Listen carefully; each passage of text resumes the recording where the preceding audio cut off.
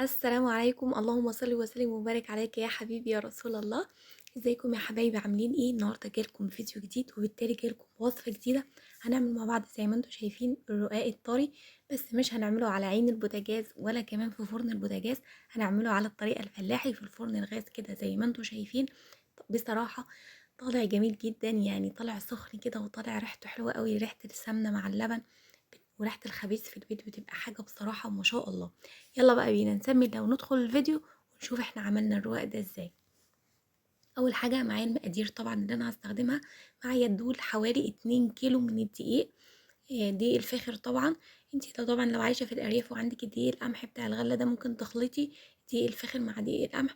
فزي ما انتوا شايفين انا معايا 2 كيلو من الدقيق ومعايا كيلو من اللبن، ومعايا حوالي نص كيلو برضو من المية او لتر من اللبن ونص لتر من المية.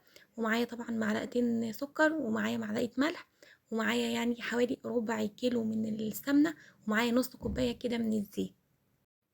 بس هي دي كل المقادير اللي معايا. طبعا الرقاق الطري مش بنحط له خميرة. ف وطبعا ايه كمية اللبن او كمية المية بتبقى على حسب نوع الدقيق، في دقيق بيشرب سوائل كتير وفي دقيق لا. فانت ممكن الاتنين كيلو ياخدوا معاكي مية اقل من كده او لبن، فاحنا هنبدأ باللبن الاول وهننزل باللبن تدريجيا، مش هنحطه مرة واحدة. وبعد كده لما نخلص كمية اللبن وكمية المية اللي معانا نبدأ بقى نضيف السمنة بتاعتنا.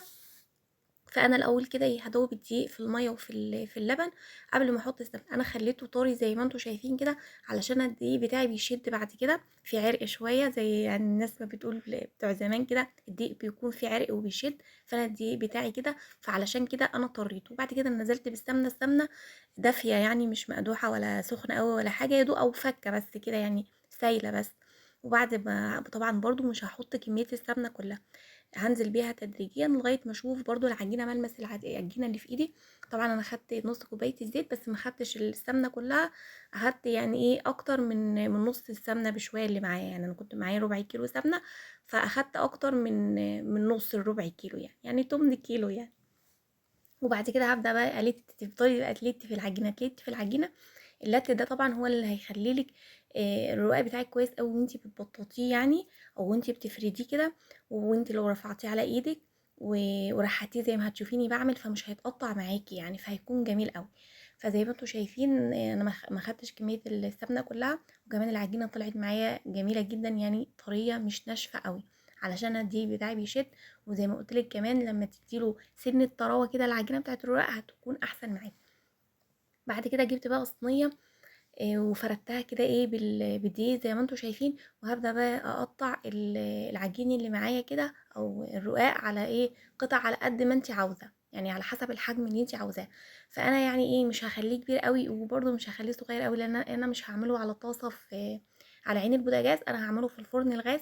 فعلشان كده هخليه متوسط كده ويبقى حلو. يعني انت ممكن تعملي منه وصفات او تعملي منه سندوتشات، او ممكن يعني تعمليه اكل نواشف وتعمليه غدا كده جميل قوي. فانا هعمل معاكم الرقاق النهارده في الفيديو ده، والفيديو اللي بعده ان شاء الله هعمل لكم الغدا اللي احنا اكلنا بيه الرقاق.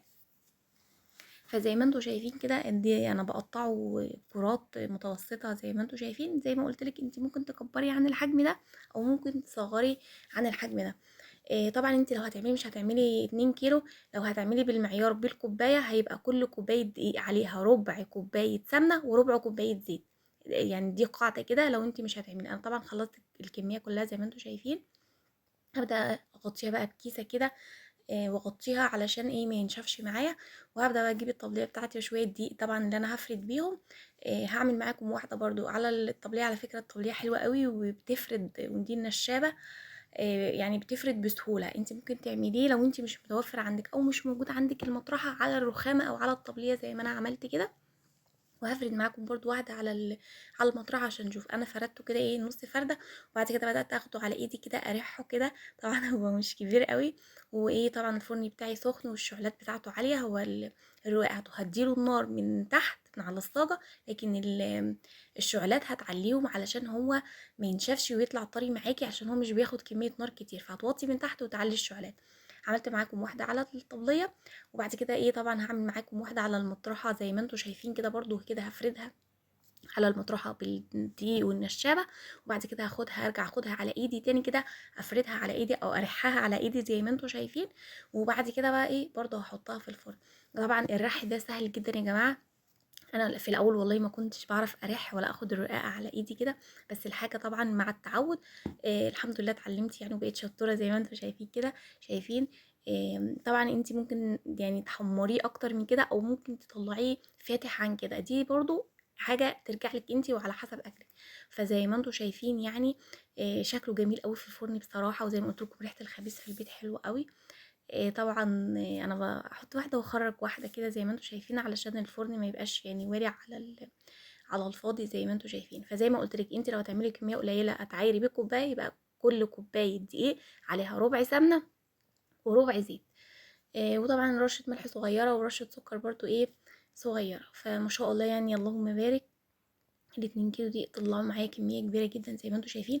أنا طبعًا حطيت صينية كده وفردت عليها، دي ملاية قديمة عندي بس طبعًا نضيفة، مخصصاها للمعجنات يعني، لمّا أكون هاعمل عيش فلاحي أو كمية كتيرة من القرص يعني، أو الرقاق زي ما أنتم شايفين كده.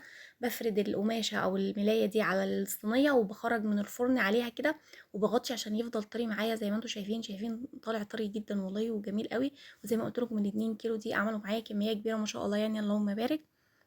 فأنا بافرده معاكم طبعًا باوريه لكم شكله عامل إزاي وكلّه طري، ويعني ما فيهوش ولا واحدة بايظة شمال واحدة بايظة يمين، لأ الحمد لله كلّه طالع جميل جدًا وطالع طري زي ما قُلت لكم.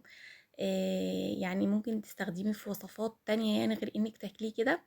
تحطيه طبعًا في أكياس في الفريزر بقى وتخرّجي منه، وعلى حسب الكمية اللي أنتِ عاوزاها. ما شاء الله طلّع معايا كمية كبيرة أوي.